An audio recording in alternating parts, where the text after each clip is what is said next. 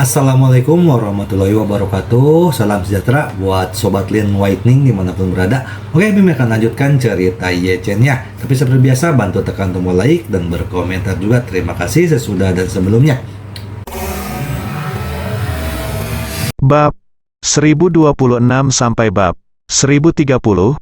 Melihat foto itu, Yechen tidak bisa tidak kembali ke malam bersalju di Kyoto beberapa hari yang lalu. Di bawah salju tebal itulah dia menyelamatkan Ito Nanako, dan dia juga menyelamatkan Su Zifei dan Su Ziyu. Memikirkan hal ini, dia menghela nafas dalam hatinya, dan menjawab Nanako, "Terima kasih, dan semoga tahun barumu juga bahagia." Yechen tidak menanggapi apa yang dikatakan Nanako tentang salju di Kyoto. Dia tahu bahwa dia seharusnya tidak terlalu banyak bertukar emosi dengan Nanako. Pada awalnya, saya merasa bahwa dia seharusnya tidak terjebak oleh bahaya yang dibawa Qin Aosue sepanjang hidupnya, jadi saya ingin menyembuhkannya. Sekarang dia telah pulih dan dia menyelamatkan hidupnya, masuk akal bahwa keduanya telah sepenuhnya dibersihkan. Jika melibatkan terlalu banyak, saya khawatir itu akan menimbulkan masalah. Yechen juga tahu bahwa dia mungkin tidak bisa menjelaskan kepada wanita yang menyukainya, dan Nanako juga sama. Oleh karena itu, masih pantas untuk menjaga jarak yang bisa dianggap bertanggung jawab padanya. Nanako itu memang gadis yang berbakat. Dari jawaban Yechen, dia bisa melihat pikiran batin Yechen. Jadi, dia menjawab Yechen, "Tuan Yechen pasti menghabiskan musim perayaan bersama keluarganya sekarang. Jadi Nanako akan berhenti mengganggumu, selamat berlibur untukmu lagi." Setelah menjawab kalimat ini, dia merasa sangat sedih di hatinya. Dia tahu bahwa hari ini adalah festival tradisional Tiongkok, dan ini adalah festival paling penting tahun ini, jadi dia mengirimkan harapan terbaiknya kepada Yechen di WeChat. Pada saat yang sama, kebetulan dia menemani ayahnya ke ibu kota untuk memulihkan diri dalam 2 hari terakhir. Dan kebetulan ada hujan salju lebat di ibu kota malam ini. Jadi dia langsung memikirkan malam ketika Yechen turun dari surga seperti tentara sihir. Memikirkan malam itu, dia semakin merindukan Yechen. Oleh karena itu, dia juga memanfaatkan kesempatan berkat tahun baru untuk berbagi salju lebat di Kyoto dengannya. Tetapi yang tidak saya duga adalah dia tidak menanggapi dengan sepatah kata pun. Meski sangat kecewa, Nanako itu masih bisa mengerti. Dia tahu bahwa Yechen adalah pria yang sudah menikah. Meski dia menyukai Yechen tetap harus menjaga jarak darinya. Jadi, dia meletakkan ponselnya dan duduk sendirian di tangga kayu dekat halaman, menyaksikan salju yang turun dalam keadaan kesurupan. Takehiko Ito, yang kakinya telah diamputasi, kini menggerakkan kursi roda listrik dan mendekat perlahan. Suara kursi roda tidak mengganggu Nanako itu hanya karena, saat ini, semua perhatian di benaknya bukan pada semua yang ada di depannya dan di sekitarnya, tapi pada Yechen yang jauh. Melihat putrinya menatap Daksue dengan linglung, Ito Yuhiko tidak bisa menahan nafas. Bagaimana mungkin aku tidak mengerti putriku sendiri? Ito Yuhiko sudah lama melihat bahwa putrinya memiliki hati untuk Yechen dan selalu terobsesi dengannya. Melihatnya seperti ini, mau tidak mau dia merasa sedikit tertekan. Jadi, dia terbatuk dan berseru, "Nanako!" Nanako itu kembali sadar dan berkata dengan agak malu, "Ayah, kenapa kamu keluar?" Yuhiko itu tersenyum tipis dan berkata, "Lihat dirimu lama sekali aku juga tidak akan masuk. Jadi aku keluar untuk menemuimu." Ito Nanako buru-buru berkata, "Kalau begitu ayo kembali, di luar cukup dingin, jangan membekukanmu." "Tidak masalah," Ito Yuhiko berkata sambil tersenyum, "Nanako, ada beberapa hal, kamu tidak bisa memaksakannya, apalagi terburu-buru, kamu harus mencari tahu perlahan." Nanako itu buru-buru menutupi, "Ayah, aku tidak mengerti apa yang kamu sedang berbicara tentang." Yuhiko itu berkata sambil tersenyum, "Yechen adalah anak yang baik, seorang pria, dan yang langka adalah dia juga sangat cakap. Pria seperti itu pantas ditunggu beberapa tahun lagi." Nanako pipi Ito langsung memerah. Namun, dia tidak langsung menyangkalnya, juga tidak melarikan diri di tempat. Sebaliknya, dia meletakkan kedua tangannya di depan tubuhnya, membungkuk dalam-dalam, dan berkata, "Ayah." Nanako tahu, Ito Yuhiko tersenyum puas dan berkata, "Aku sudah tua. Aku tidak tahan dengan angin dingin. Aku akan kembali istirahat dulu, dan kamu harus tidur lebih awal." Ito Nanako buru-buru berkata, "Ayah, biarkan aku mengantarmu." Ito Yuhiko melambaikan tangannya, "Tidak perlu. Kamu suka bermeditasi sebentar." Setelah itu, dia mengendalikan kursi roda listrik, memutar setengah lingkaran di tempat, dan perlahan kembali ke kamarnya. Nanako Ito memperhatikan punggung ayahnya menghilang di ujung koridor, merasa wajahnya masih panas. Jadi dia dengan lembut menutupi tangannya di atas salju tebal, lalu menutupi wajahnya dengan tangannya. Tangan yang dingin membuat suhu pipinya turun drastis, dan itu juga membuat hati Ito Nanako berangsur-angsur menjadi tenang. Setelah beberapa saat, dia mengulurkan tangannya lagi dan menulis dua karakter China yang indah di atas salju dengan jarinya. Dua karakter China ini adalah nama Ye Chen. Kemudian, dengan tangan di dagunya, dia melihat kepingan salju jatuh pada dua aksara Tionghoa satu persatu, hingga kedua aksara Tionghoa itu menjadi semakin kabur dan akhirnya menghilang. Pada saat ini, dia perlahan berdiri dan kembali ke kamarnya. Pada saat yang sama, Osaka, Jepang hanya berjarak puluhan kilometer dari Kyoto. Seorang wanita berlengan satu, dipimpin oleh beberapa tentara pasukan bela diri Jepang, datang ke stasiun pasukan bela diri di Osaka. Nama keluarga wanita satu tangan itu adalah He, dan dia adalah putri dari keluarga He, salah satu dari 4 keluarga besar seni bela diri kuno di Tiongkok. Dia adalah ibu kandung Suruoli, He Yingxiu. Karena perbedaan waktu di Jepang 1 jam lebih cepat daripada di Cina, sekarang sudah jam 10 malam di Osaka. Di bawah kepemimpinan para prajurit, He Yingxiu akhirnya memasuki pos pasukan pertahanan diri setelah melewati pemeriksaan keamanan yang ketat. Para prajurit kemudian membawanya ke lift berkecepatan tinggi dari sebuah gedung. Lift berkecepatan tinggi berhenti di kedalaman 50 meter di bawah tanah. Ini adalah pangkalan bawah tanah 3 pertahanan dari pasukan bela diri Osaka. 3 pertahanan dalam penggunaan sipil adalah tahan air, tahan debu, dan tahan jatuh. 3 pertahanan dalam militer mengacu pada senjata anti-nuklir, senjata anti-biologi dan kimia, serta senjata anti-kimia. Oleh karena itu, pangkalan 3 pertahanan ini adalah area pertahanan paling kuat dari pasukan bela diri di Osaka. Sekarang, 3 pangkalan pertahanan ini telah digunakan untuk tujuan lain. Lebih dari 50 tuan keluarga Su, termasuk Suruoli, semuanya dipenjara di sini. Tempat ini dijaga ketat, yang secara efektif dapat mencegah mereka melarikan diri dari penjara. Setelah He Yingxiu dibawa masuk, dia langsung ditempatkan di ruangan tertutup. Pintu besi ruangan ini setebal 20 cm, jauh lebih kuat dari lemari besi bank. Setelah dia duduk di kamar, seorang tentara Jepang mengingatkannya dengan suara rendah, "Orang-orang akan berada di sana sebentar lagi, dan kamu hanya punya waktu 5 menit. He Yingxiu mengangguk dengan tergesa-gesa dan berkata dengan serius, "Terima kasih." Tentara tidak berbicara lagi, berbalik dan meninggalkan ruangan. Semenit kemudian, seorang wanita muda dengan belenggu logam di tangan dan kakinya masuk dipimpin oleh 2 tentara. Wanita muda itu tampak sedikit murung, dan matanya penuh ketegasan. Namun, setelah dia memasuki ruangan, mata tegas itu langsung menatap kaget, dan kemudian 2 garis air mata panas mengalir. Dia memandang He Yingxiu, yang juga menangis diam-diam, dan tersedak, "Bu." He Yingxiu mengambil 2 langkah dengan cepat, memeluknya dengan 1 tangan, sambil membelai bagian belakang kepalanya dengan lembut, mencintainya dengan tak tertandingi, berkata, "Ruoli, kamu telah menderita." Suruoli memeluk pinggang He Yingxiu dengan erat, dan bertanya dengan penuh semangat, "Bu, Kenapa kamu di sini? Bagaimana kamu bisa masuk, hei? Yingxiu membuka mulutnya ketika dia melihat bahwa tentara Jepang telah mundur berkata, Ruoli, ayahmu memintaku untuk datang. Ayah, Suruoli buru-buru bertanya.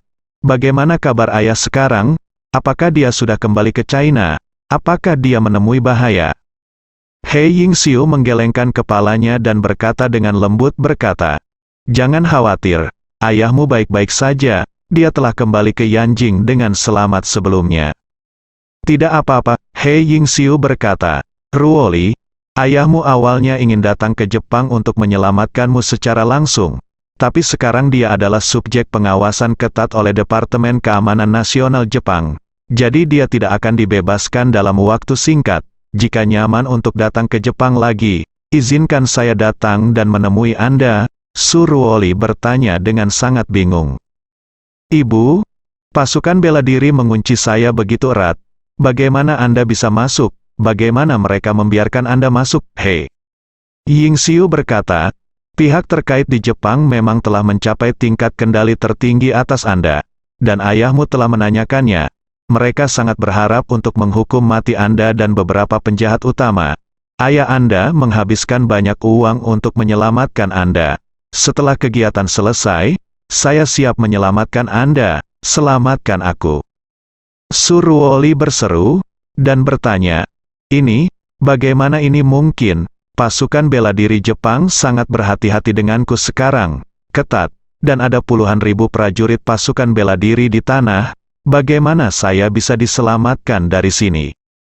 Hei Yingxiu menjelaskan, meskipun Anda ditahan oleh pasukan bela diri Jepang, pasukan bela diri tidak dapat mewakili Jepang sama sekali, pengadilan. Jadi Anda masih harus menerima persidangan pengadilan Jepang, dan menurut hukum Jepang, Anda akan diantar kembali ke pengadilan tempat kejahatan terjadi untuk diadili.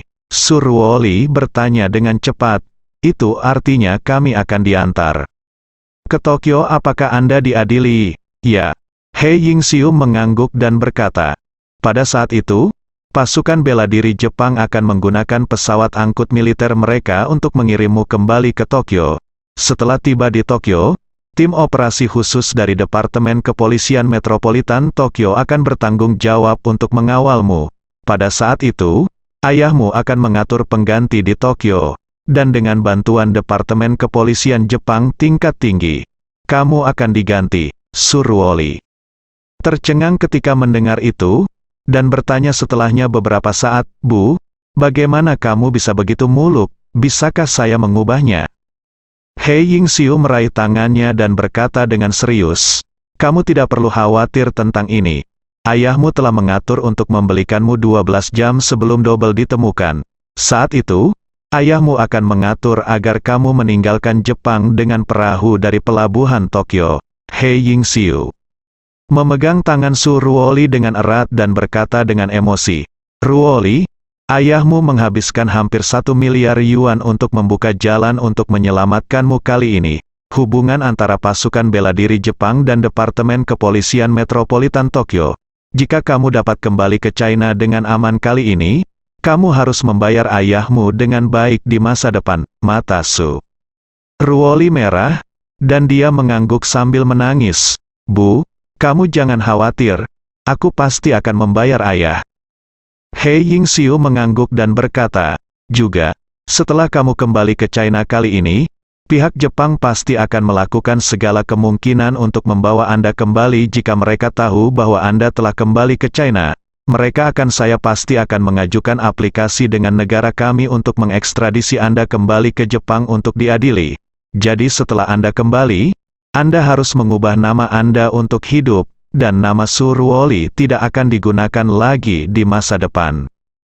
Suruoli buru-buru bertanya, Bu, jika aku tidak bisa lagi dipanggil Suruoli, siapa namaku? Hei Yingxiu berkata, ayahmu mengatakan bahwa kamu dapat menyebutkan apapun yang Anda inginkan, dan dia akan membantu Anda dengan informasi pendaftaran rumah tangga yang relevan. Suruoli tiba-tiba berkedip, setelah beberapa saat gembira. Tepat ketika Hei Yingxiu hendak berbicara, Hei Yingxiu menambahkan, Ruoli, ayahmu mengatakan itu Anda dapat terus diberi nama dan Anda juga dapat dipanggil dengan nama apapun selain Su Ruoli.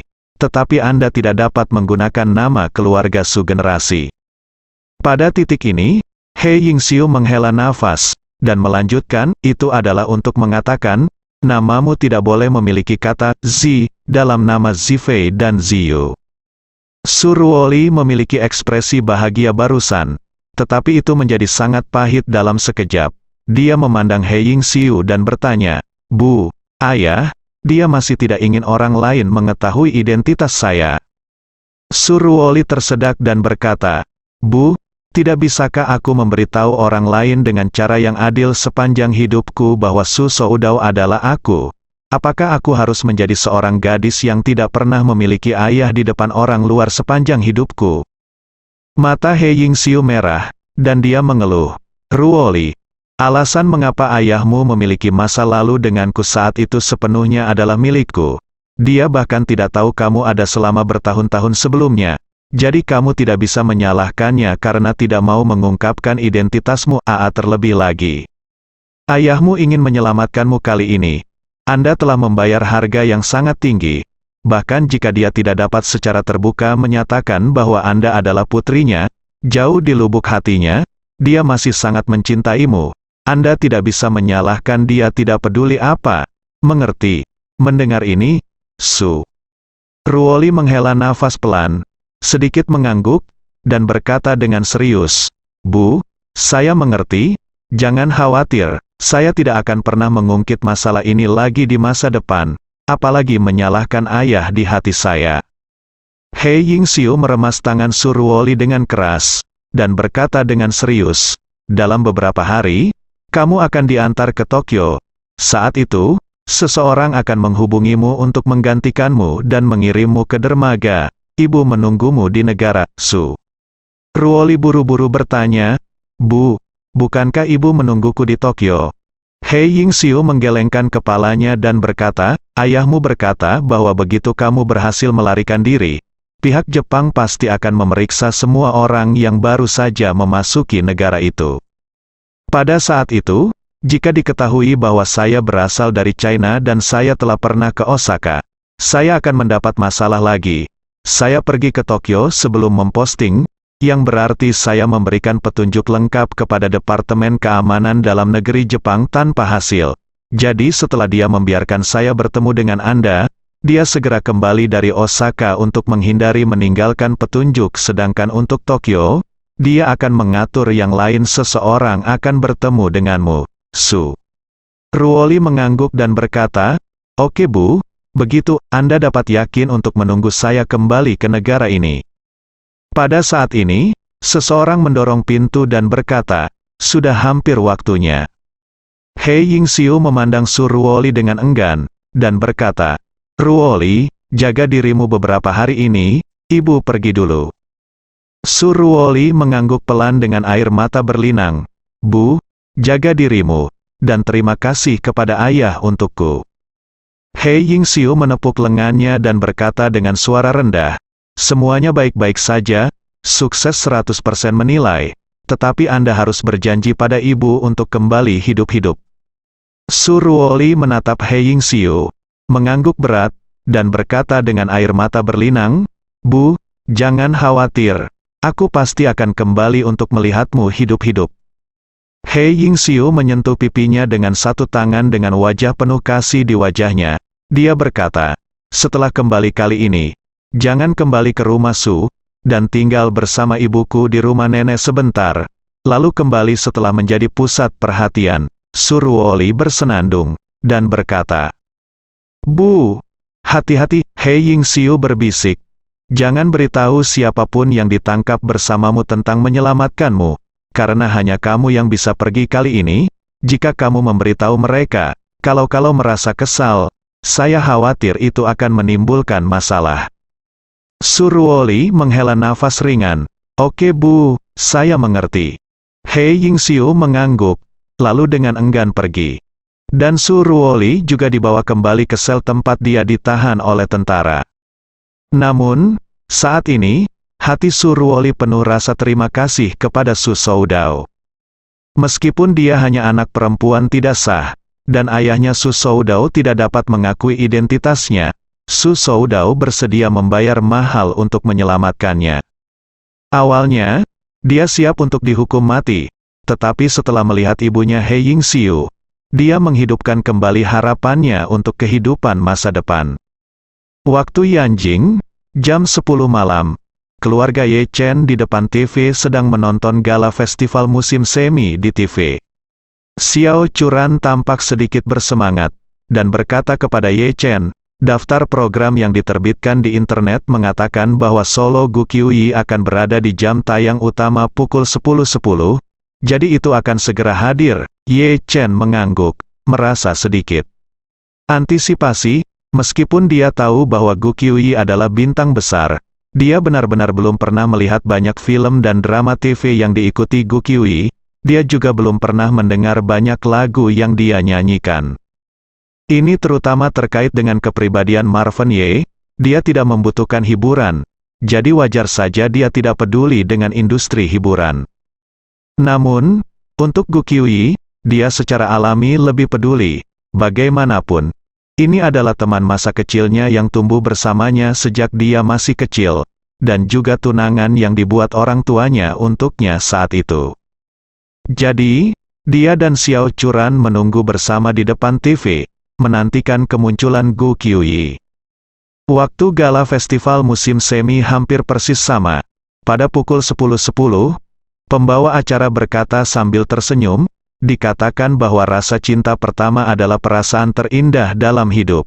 Selanjutnya, Ms. Gu Qiuyi, seorang superstar di film dan televisi, akan membawanya ke kita, single baru, Cinta Pertama.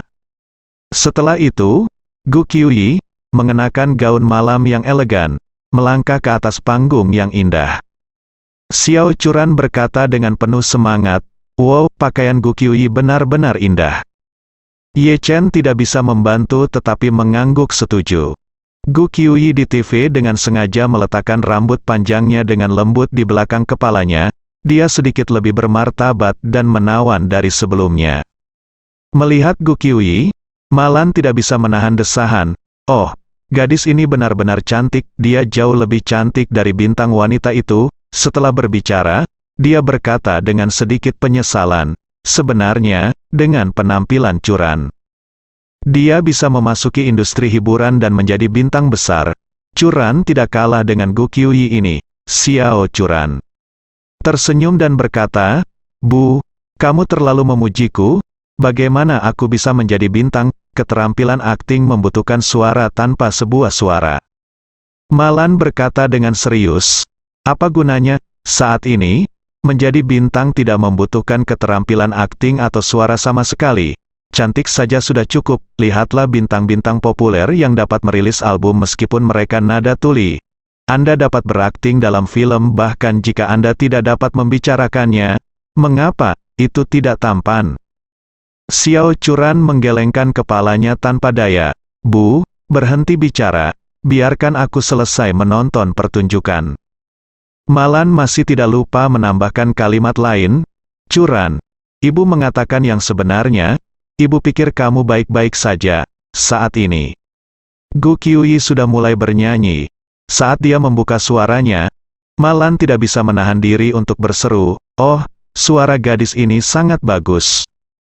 Gu Qiuyi buru-buru melambaikan tangannya, "Bu, tolong berhenti bicara." Ye Chen juga sedikit terkejut dengan suara Qiuyi suaranya. Meskipun dia tampak seperti bintang idola, begitu dia membuka suaranya, dia menunjukkan kemampuan menyanyi yang sangat bagus, pasti level profesional. Lagu ini memiliki nada yang merdu dan segar serta halus, mirip dengan lagu Legend yang dinyanyikan oleh Tianhu saat itu. Ye Chen tidak bisa menahan diri untuk tenggelam di dalamnya. 5 menit kemudian, Gu Qiuyi selesai bernyanyi, dan Ye Chen masih tenggelam dalam suasana indah yang diciptakan oleh nyanyiannya barusan. Mata Gu Qiuyi memerah ketika dia mendengarnya. Dia bertepuk tangan tanpa sadar, dan berkata dengan emosi, "Nyanyian Gu Qiuyi sangat bagus, lagu ini sangat menyentuh." Dia berkata kepada Ye Chen, "Lagi, suamiku, Gu Qiuyi akan datang ke Jinling untuk konser sebentar lagi. bisakah kamu pergi menontonnya bersamaku? Ye Chen merasa sedikit malu saat mendengar ini. Gu Qiuyi memang mengundang dirinya ke konsernya, tetapi jika dia pergi dengan Xiao Churan, masalah ini selalu terasa sedikit salah. Dia tidak bisa menahan desahan dalam hatinya, meskipun saya tidak pernah berpikir untuk menceraikan Churan dan memenuhi kontrak pernikahan yang dibuat orang tua saya untuk saya dan putri saya tidak tega membawa Churan menonton konsernya. Ini agak tidak adil untuk putriku. Tepat ketika Ye Chen ragu-ragu, Xiao Churan tidak bisa menahan diri untuk berkata, "Suamiku, temani aku untuk melihatnya sekali. Apakah itu baik? Aku mohon." Setelah selesai berbicara, dia menambahkan, "Saya akan mengambil tiketnya ketika saatnya tiba, dan jika saya tidak bisa mendapatkannya, saya akan pergi ke calo untuk membelinya. Anda tidak perlu khawatir tentang apapun. Kirim saja seseorang ketika saatnya tiba." Mendengar ini, Ye Chen tahu bahwa Xiao Churan pasti sangat bertekad untuk pergi ke konser Gu Qiuyi. Bahkan jika dia tidak setuju, dia akan pergi sendiri. Apalagi dia sudah berjanji pada Gu Qiuyi untuk pergi ke konsernya ya. Ketika saatnya tiba, saya pasti tidak akan mengingkari janji saya. Alih-alih ini, saya hanya bisa setuju. Oleh karena itu, dia berkata kepada Xiao Churan, "Sayang, jangan khawatir, saya pasti akan menemanimu ke sana saat waktunya tiba."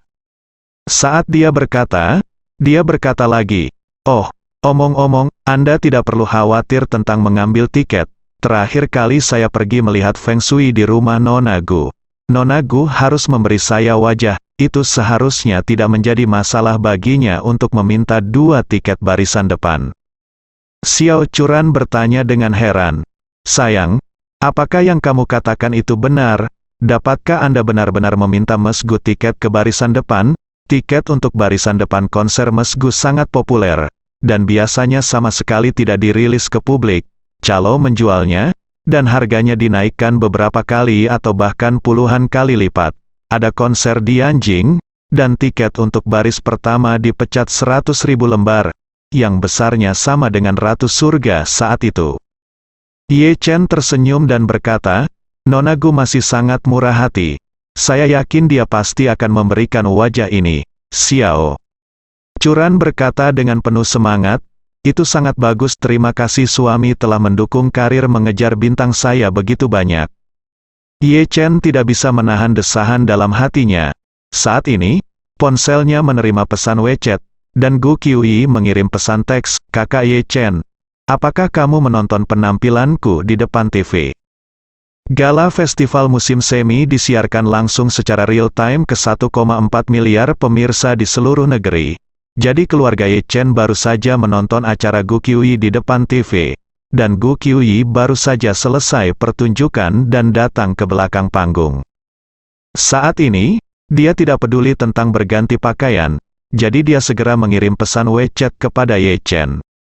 Yang paling dia pedulikan adalah pendapat Ye Chen tentang penampilannya. Awalnya, tim sutradara Gala Festival Musim Semi berharap dia bisa menyanyikan lagu terkenal lainnya, lagu tentang persahabatan. Gu Qiuyi juga menyetujui tim sutradara untuk menyanyikan lagu itu. Tetapi setelah bertemu Ye Chen lagi, dia memiliki ide untuk mengubah lagu tersebut. Jadi, dia bernegosiasi dengan tim sutradara dan menyatakan keinginannya untuk mengubah lagu tersebut. Awalnya, tim sutradara Gala Festival Musim Semi sangat enggan. Ini terutama karena pertunjukan Gala Festival Musim Semi selalu sangat teliti dan hati-hati, dan hal-hal seperti perubahan lagu sementara hampir tidak pernah terjadi. Namun, Gu Qiuyi telah bekerja keras untuk itu, dan akhirnya tim program melihat bahwa dia sangat ingin menyanyikan lagu hari ini, jadi mereka harus berkompromi. Alasan mengapa Gu Qiuyi memilih untuk menyanyikan lagu berjudul Cinta Pertama hari ini adalah karena Ye Chen ingin menyanyikannya. Ada lirik dalam lagu ini yang dia tulis khusus untuk Ye Chen. Liriknya adalah, "Sejak pertama kali aku melihatmu, kamu telah sangat terbakar di hatiku. Saya melakukan perjalanan ribuan mil untuk menemukan Anda, hanya untuk memberitahu Anda bahwa dalam hidup ini, aku tidak akan pernah meninggalkanmu lagi." Ye Chen tidak bisa merasakan kasih sayang dalam lagu Gu Qiuyi. Tapi dia hanya bisa berpura-pura tidak tahu, dan mengirim pesan kembali ke Gu Qiuyi, "Saya melihat penampilan Anda, hebat, Anda bernyanyi dengan sangat baik." Gu Qiuyi sangat gembira, dan mengirim pesan, "Kakak Ye Chen. Ini lagu, itu ditulis untukmu." Ye Chen bertanya dengan heran, "Kamu menulis lagu ini sendiri?" "Itu benar." Gu Qiuyi berkata, "Saya penulis lagu. Apakah tidak apa-apa?" Ye Chen memberinya ekspresi jempol, dan memuji, "Saya tidak berharap bahwa Anda tidak hanya bernyanyi dengan baik, tetapi juga bernyanyi dengan baik. Luar biasa bisa menulis lagu sendiri." Gu Qiuyi mengirim emoji lucu dengan lidah menjulur, mengatakan, "Ketika saya masih muda, saya belajar piano dari ibu saya, dan kemudian saya bersenandung sambil bermain piano, dan perlahan mencoba menulis beberapa lagu. Setelah lagu dirilis, saya merasa responnya cukup bagus, jadi saya menulis banyak lagu satu demi satu." Ye Chen dengan tulus memuji, "Benar-benar hebat, tak tertandingi." "Puas?" Gu Qiuyi berkata, "Kakak Ye Chen, saya menulis lagu ini khusus untuk Anda beberapa tahun yang lalu. Saya tidak menemukan Anda saat itu, jadi liriknya adalah versi lain. Setelah saya menemukan Anda, saya membuat beberapa penyesuaian pada lirik, jadi saya punya lagu ini." Ye Chen tersentuh dan menjawab, "Terima kasih, sayang. Terima kasih karena selalu mengingat saya, dan terima kasih telah melakukan banyak hal untuk saya selama bertahun-tahun." Gu Qiuyi mengirim ekspresi malu dan berkata, "Ini semua hal yang harus dilakukan. Ya, siapa yang menjadikanku pengantin anakmu sejak kecil?" Ye Chen terdiam beberapa saat, tidaklah berlebihan untuk mengatakan bahwa dia adalah menantu perempuan sejak dia masih kecil. Pada saat ini, Gu Qiuyi mengirim pesan lain, "Kakak Ye Chen, saya tidak akan memberitahu Anda, orang tua saya masih di rumah menunggu saya kembali untuk makan malam tahun baru, dan kemudian menonton malam tahun baru bersama. Saya harus pergi sekarang." Chen tahu bahwa tidak mudah bagi setiap aktor yang berpartisipasi dalam gala festival musim semi. Mereka semua berpartisipasi dalam pertunjukan di malam tahun baru. Jika mereka adalah aktor lokal di Yanjing, itu relatif lebih baik, pergi rumah untuk menghabiskan liburan bersama keluarga. Beberapa aktor dari tempat lain lebih sedih. Untuk pergi ke gala festival musim semi, mereka hanya bisa menghabiskan musim perayaan sendirian di tempat yang berbeda. Untungnya, rumah Gu Qiuyi ada di Yanjing, dan waktu penampilannya sangat bagus. Sekarang saya buru-buru kembali. Ini bukan malam tahun baru, dan saya bisa menonton tahun baru bersama keluarga sampai jam 12. Jadi Ye Chen menjawabnya, "Kalau begitu kamu kembali untuk menemani paman dan bibimu, dan bantu aku membawa keberuntungan untuk paman dan bibiku. Semoga mereka masih memilikimu. Selamat tahun baru." Gu Qiuyi juga menjawab, "Terima kasih saudara Ye Chen. Saya juga mengucapkan selamat tahun baru." Setelah itu, Ye Chen meletakkan teleponnya dan berkonsentrasi menonton gala festival musim semi bersama istrinya Xiao Churan. Ketika hampir pukul 12, Xiao Changkun berkata dengan sedikit emosi, "Hei, meskipun larangan membakar petasan ramah lingkungan, tahun baru Imlek memang sedikit kurang bercita rasa tahun baru. Sayang sekali, ya." Xiao Churan di samping tidak bisa menahan nafas. "Ketika saya masih muda, saya terutama menyukai bau petasan yang meledak, dan sekarang saya jarang memiliki kesempatan untuk melihatnya." Ye Chen berkata, "Meskipun petasan tidak boleh dinyalakan di daerah perkotaan, masih mungkin di pinggiran kota. Apakah kamu ingin pergi ke pinggiran kota dan menyalakan petasan untuk merayakannya?" Mata Xiao Churan menyala, lalu meredup lagi, gemetar kepala dan berkata, "Mari kita lupakan saja. Semua orang sedang merayakan festival musim semi di rumah saat ini, di mana kita dapat menemukan petasan." Ye Chen berpikir sejenak, dan mengirim pesan ke Chen Zekai, menanyakannya, "Chen tua, apakah Anda memiliki stok kembang api di Sangrila Anda?" Chen Zekai segera menjawab, "Ya, Tuan Muda, apakah Anda membutuhkannya?" "Ya, Ye Chen berkata, istri saya ingin pergi ke pinggiran kota untuk menembakkan meriam. Chen Zekai buru-buru berkata, kalau begitu aku akan mengirimkannya kepadamu. Tidak perlu, bersatu kembali dengan keluargamu. Setelah itu, Ye Chen bertanya lagi, apakah ada seseorang yang bertugas di Shangri-La malam ini? Ada tuan muda, Chen Zekai berkata, Shangri-La beroperasi 24 jam sehari, selalu ada seseorang yang bertugas. Ye Chen berkata, oke, lalu siapa orang yang bertugas, dan saya akan pergi untuk mengambilnya. Chen Zekai sangat tersentuh oleh pendekatan Ye Chen, dan dengan cepat berkata, Tuan, mengapa saya tidak meminta orang yang bertugas untuk mengirimkannya kepada Anda? Bagaimanapun, mereka dibayar 3 kali lipat dari gaji yang bertugas. Ye Chen menjawab, lupakan saja, ini tahun baru Imlek, dan saya tidak ingin mengganggu orang lain. Itu tidak cocok, saya akan menyetir sendiri ke sana. Tidak akan ada kemacetan lalu lintas saat ini, dan saya bisa mendapatkan sana dalam 10 menit. Chen Zekai tidak punya pilihan selain mengatakan, baiklah, tuan muda, saya akan menyapa orang-orang di bawah, Anda bisa datang dan mengambilnya kapan saja. Setelah mengkonfirmasi dengan Chen Zekai, Ye Chen berkata kepada Xiao Churan, sayang, aku akan keluar sebentar, dan aku akan segera kembali. Xiao Churan buru-buru meraih tangannya, dan berkata dengan serius, suamiku, jangan keluar dan membuat masalah, tonton saja TV di rumah, tidak masalah apakah kamu melepaskan kembang api atau tidak. Ye Chen tersenyum sedikit, dan berkata dengan penuh kasih, tidak apa-apa, kamu tunggu di rumah, suamiku akan segera kembali, setelah selesai berbicara. Dia bangkit dan mengambil kunci mobil Xiao Churan, dan melangkah keluar rumah. Xiao Churan ingin menghentikannya, tetapi melihat dia berjalan sangat cepat, dia sudah meninggalkan pintu dalam sekejap mata, jadi dia menghela nafas tak berdaya. Katakan padanya, berkendara perlahan, jangan khawatir. Suara Ye Chen datang dari luar pintu. Oke istri, saya mengerti. Melihat Ye Chen pergi, Malan tidak bisa menahan desahan, Churan, ibu, sejujurnya, Ye Chen sangat baik padamu, mengatakan. Itu, Malan berkata dengan emosi, dalam dulu, ibu selalu merasa bahwa Ye Chen tidak berharga dan tidak cukup baik untukmu. Kamu harus mencari tuan muda yang kaya untuk dinikahi agar dianggap layak menikah.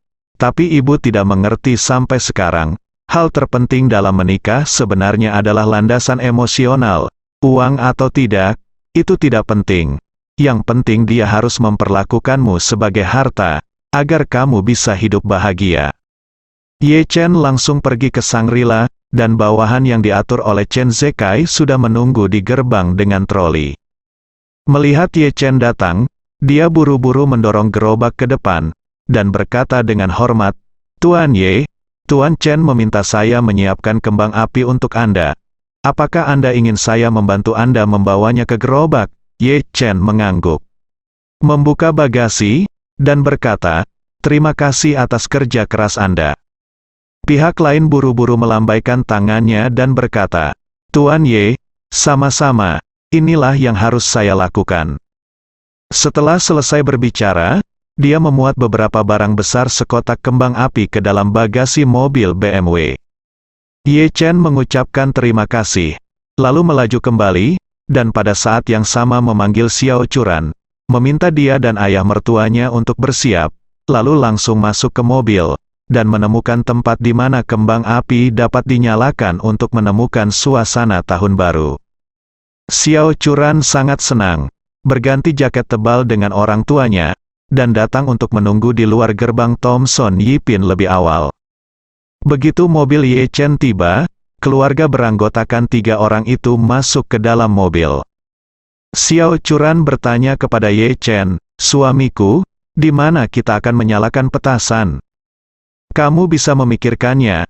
Xiao Changkun menyarankan saat ini, mengapa kamu tidak pergi ke tepi sungai? Pemandangan di sepanjang tepi sungai adalah juga bagus, dan setelah kembang api naik, kamu masih bisa memiliki refleksi di permukaan sungai, yang lebih artistik, kata Xiao Churan sambil tersenyum. Ayah, itu ide yang bagus, ayo pergi ke tepi sungai. Xiao Changkun buru-buru berkata, aku tahu ada tempat yang bagus dengan tanggul sungai yang besar. Ye Chen mendengar istrinya mengobrol dengan ayah mertuanya tentang tepi sungai, dan tiba-tiba teringat Song Yu, Song Wanting dari rumah. Sebelumnya, ketika Song Wanting mengirim dirinya pulang, dia melewati sungai Yangtze, dan dia menyarankan agar dia menemaninya berjalan-jalan di sepanjang sungai. Saya tidak terlalu memikirkannya, jadi saya langsung setuju. Tapi yang tidak saya duga adalah setelah kembali berjalan-jalan di tepi sungai, Song Wanting mengirim dirinya ke gerbang Villa Yipin milik Thompson, lalu mencium dirinya sendiri di dalam mobil. Adegan itu masih jauh di dalam ingatan Ye Chen, dan kadang-kadang ketika dia memikirkannya, dia akan merasakan kehangatan yang berbeda. Sambil berpikir liar, Ye Chen mengemudikan mobil sampai ke tepi sungai Yangtze di bawah komando Xiao Changkun. Yang tidak dia duga adalah bahwa flat pasang surut yang dipimpin oleh ayah mertua ternyata adalah tempat Song Wanting membawanya saat itu. Karena saat ini adalah malam tahun baru, tidak ada seorang pun di sekitar. Setelah Ye Chen memarkir mobil, sambil membawa beberapa kotak kembang api bersama ayah mertua, saya sampai di bawah tanggul sungai. Di tanggul sungai beton, Ye Chen mengatur kembang api pada interval tertentu. Di sisi lain, Xiao Changkun tidak bisa menahan dorongan hatinya dan menyalakan dua petasan. Suara petasan meriah bergema di sepanjang sungai, membuat orang merasakan suasana tahun baru sekaligus. Ketika petasan padam, Ye Chen berkata kepada Xiao Churan, "Acuran, aku akan menyalakan kembang api, A." Xiao Churan segera mengeluarkan ponselnya dan berkata dengan penuh semangat, "Suamiku, tunggu sebentar, aku akan nyalakan rekaman video dulu." Oke, setelah Xiao Churan mengeluarkan ponselnya dan menyalakan fungsi kamera, Ye Chen menyalakan sekering kembang api. Kembang api berwarna-warni membubung ke langit dan meledak di permukaan sungai. Permukaan sungai yang lebar memantulkan warna-warna indah kembang api yang meledak di langit, dan Xiao Churan sudah menari kegirangan di sampingnya. Setelah satu set kembang api padam, Ye Chen segera memulai set kedua, diikuti set ketiga dan set keempat. Sampai semua kembang api padam, pipi Xiao Churan memerah karena kegirangan. Sudah lama sekali dia tidak ingin menyalakan kembang api dan petasan di malam tahun baru. Jadi saat ini, dia sangat bersemangat seperti anak kecil. Xiao Changkun dan Malan juga sangat bahagia. Tahun baru Imlek ini sangat penting bagi keluarga beranggotakan 4 orang ini. Dan malam tahun baru ini begitu sempurna sehingga mereka merasakan kebahagiaan yang belum pernah terjadi sebelumnya. Pukul 24 pada malam tahun baru, ini juga jam 0 di hari pertama tahun baru. Ye Chen menyalakan kembang api terakhir, dan Xiao Changkun juga menyalakan petasan terakhir. Xiao Churan meletakkan tangannya ke mulutnya dan berteriak dengan keras, "Suami, orang tua, selamat tahun baru." Bersandar pada kruk, Malan juga berteriak dengan penuh semangat, "Selamat tahun baru." Xiao Changkun menatap kembang api, dan cahaya yang cemerlang tercermin di wajahnya. Wajah yang sudah keriput itu penuh dengan kebahagiaan. Pada saat ini, Xiao Changkun pasti memikirkan handmaking. Ini juga merupakan festival musim semi pertama handmaking setelah kembali ke China setelah lebih dari 20 tahun. Xiao Changkun diam-diam mengeluarkan ponselnya dan mengirim WeChat ke handmaking. WeChat hanya memiliki 6 kata. "Making, selamat tahun baru." Ponsel Ye Chen dibombardir oleh WeChat yang mendorong satu demi satu. Banyak orang mengiriminya ucapan selamat tahun baru saat ini, tetapi dia tidak punya tenaga untuk membalas satu persatu, jadi dia memposting teks di momen selamat tahun baru untuk semua kerabat dan teman. Malam ini, seluruh Jinling Wanjia menyala. Keempat anggota keluarga Ye Chen bahkan bermain di tepi sungai sampai jam 1 pagi sebelum mengemudi kembali. Kebanyakan orang tenggelam dalam kebahagiaan unik tahun baru, kecuali Xiao Lao. keluarga istri masih berjuang melawan kelaparan. Hari ini, Zhang Guifen tidak tahu di mana harus membeli TV berwarna 21 inci lama. TV rusak semacam ini, meskipun masih utuh, dapat dijual paling banyak seharga puluhan dolar, orang biasa sulit untuk melihatnya. Namun, bagi Zhang Guifen dan mereka bertiga, TV tua yang bobrok ini memungkinkan mereka untuk menonton seluruh gala festival musim semi secara keseluruhan, memberi mereka kepuasan dan kebahagiaan yang luar biasa. Sambil menonton TV, mereka menghabiskan semua makan malam tahun baru yang telah mereka siapkan, dan pada akhirnya mereka bahkan tidak menyisakan sesuap sup sayuran. Setelah mereka bertiga makan di ruang tamu, mereka tidak lupa membawa TV itu kembali ke kamar Zhang Guifen. Tujuannya adalah untuk mencegah keluarga wanita tua Xiao mengambil keuntungan dari mereka. Wanita tua Xiao dan Xiao Weiwei selalu memikirkan nasi kecil di pembakar dupa, jadi mereka tetap lapar sampai lewat jam 1, dan akhirnya menidurkan Zhang Guifen dan mereka bertiga. Setelah tidur dengan Zhang Guifen dan yang lainnya, mereka mulai menyiapkan bubur. Nasi di pembakar dupa tidak terlihat bagus karena banyak abu dupa, tetapi wanita tua Xiao dan Xiao Weiwei, yang sangat lapar hingga dada mereka menempel di punggung, tidak peduli tentang ini. Mereka tidak mengucapkan sepatah kata pun. Dengan sangat rapi, bawa pembakar dupa ke dapur, tuang beras dan cuci bersih, lalu langsung gunakan beras untuk memasak bubur. Nasi di pembakar dupa kira-kira 1 kati, dan semuanya dimasak menjadi bubur dan dimasak dalam panci besar. Ketika Nyonya tua Xiao dan Xiao Weiwei baru saja memasak bubur nasi, mereka masing-masing minum semangkuk terlebih dahulu. Belakangan, saya merasa itu tidak cukup untuk memuaskan rasa lapar saya, jadi saya masing-masing minum semangkuk lagi. Merasa rasanya agak hambar, keduanya diam-diam memasukkan garam dan kecap yang dibeli Zhang Guifen dan yang lainnya ke dalam bubur nasi, mengaduknya dan meminumnya. Zhang Guifen melakukan semua yang dia bisa untuk gagal meninggalkan peluang yang jelas untuk dimanfaatkan Nyonya Xiao. Tetapi dia tidak pernah berpikir bahwa Nyonya Xiao akan melewatkan nasi kecil di pembakar dupa, serta garam dan kecapnya sendiri. Keesokan paginya, hari tahun baru, Xiao Churan agak lelah karena dia pergi bermain tadi malam, jadi dia belum bangun. Ye Chen sudah bangun, membuat secangkir teh untuk dirinya sendiri di ruang tamu di lantai bawah. Karena tidak ada hubungannya, dia menggesek lingkaran teman-temannya selain lingkaran teman tempat semua orang mengucapkan selamat tahun baru. Dia juga melihat lingkaran teman yang diposting oleh Song Wanting. Berangkat ke Jepang hari ini, siklusnya diperkirakan 1 minggu. Selama periode ini, silakan hubungi Tuan Song Rongrong untuk urusan terkait di Jinling. Ye Chen sedikit terkejut. Tanpa diduga, Song Wanting pergi ke Jepang pada hari pertama tahun baru. Sedangkan A04 sebelah, Zhang Guifen bertiga bangun pagi. Meskipun hari ini adalah hari pertama tahun baru, mereka masih harus pergi ke supermarket untuk bekerja mencari uang.